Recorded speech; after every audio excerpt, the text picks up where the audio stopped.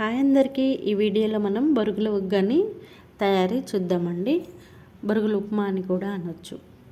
మనం ప్యాన్ పెట్టుకొని అందులో ఆయిల్ వేసుకొని పోపు దినుసులు వేసుకొని బాగా వేగిన తర్వాత మనం పల్లీలు కూడా ముందుగా పల్లీలు వేసుకున్నామంటే బాగా వేగుతాయండి. తర్వాత వేసుకుంటే మెత్తగా ఉంటాయి. పల్లీలు కూడా వేసుకొని బాగా వేగిన తర్వాత మనం మిర్చి వేసుకొని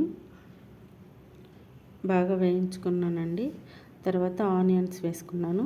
ఇవి కూడా బాగా వేగిన తర్వాత నేను సాల్ట్ వేసుకొని చిటికెడు పసుపు వేసుకున్నాను. ఆ తర్వాత అవి మగ్గాక టమాటా వేసుకొని టమాటా బాగా మెత్తబడేంత వరకు మగ్గించుకున్న తర్వాత ఇప్పుడు ఇందులో కారం వేసుకుంటున్నానండి 1 స్పూను. ఇది బాగా కలుపుకొని కొంచెం పచ్చి వాసన పోయేంత వరకు వేయించుకున్నాక మనం బొరుగులు అయితే తీసుకొని బాగా వాటర్లో తడుపుకోవాలండి.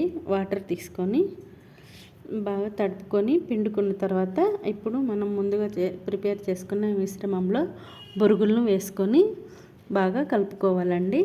చివరిలో ఒక లెమన్ కానీ 2 లెమన్స్ కానీ పిండుకుంటే చాలా బాగుంటుంది. అంతే ఈ వీడియో. ప్లీజ్ సబ్స్క్రైబ్ అండి.